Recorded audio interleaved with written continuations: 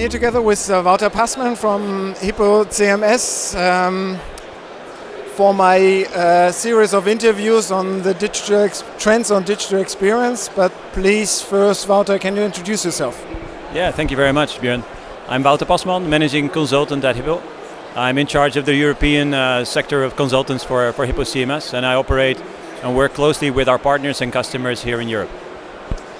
So it's quite some times now that we're talking about the trend of digital experience, so that companies are turning from static, boring websites to experience strategies on their websites. What is your statement on this? At which point are we in the journey of this? I see that we're making a very good progress on the journey. We see many of our customers being really at the forefront of digital innovation. And at the same time, we see a big gap between the leaders and the followers. I think the differentiation that we see is that companies that are able to be more agile, rapidly adapt themselves to changing behaviors of customers, are actually leading by example. And the customers that are having troubles in their agility, in their business processes, as well as their technologies that they use, are actually not coping at the moment.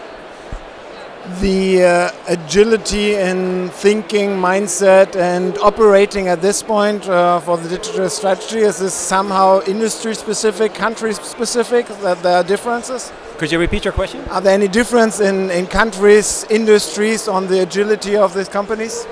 Yeah, definitely there are, and we see reports from the analysts out there that actually exploit or prove the fact that the more rapid innovators are leading, and those that are not are actually suffering even on the stock markets nowadays.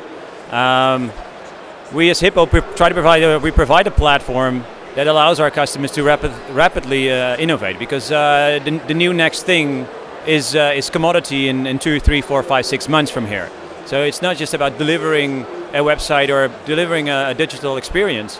It's about updating and being able to constantly change that experience based on the different needs in the different regions, different customers and so forth.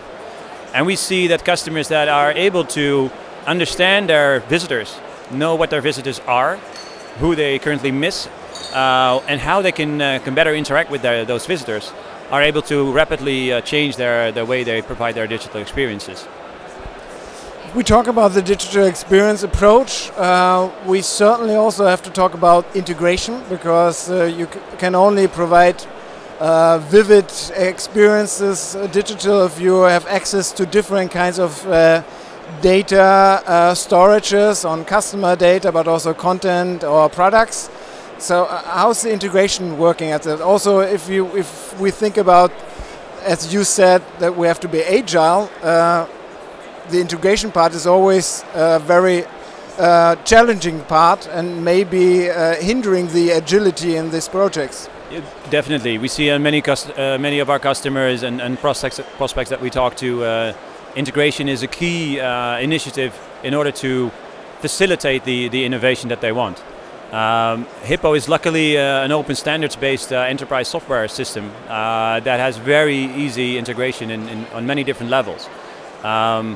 So our customers are mostly amazed by the fact that our sales not just sells them the dream, but that they're actually able to exploit that dream and deliver on that promise.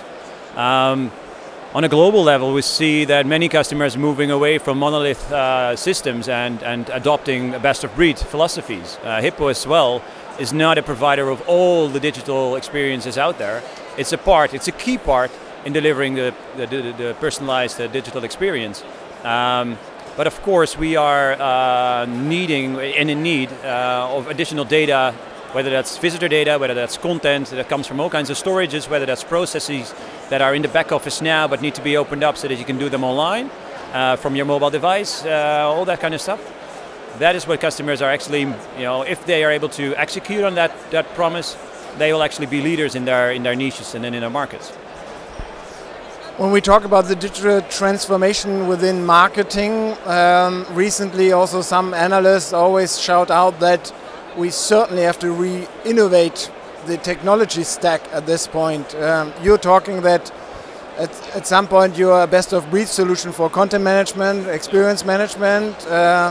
but don't we need a holistic strategy first on this before we a holistic strategy to really have a compromised digital experience that we can realize before we choose the best of breed solution? I would argue the contrary. Most customers don't know what is coming up in 3 months or 6 months.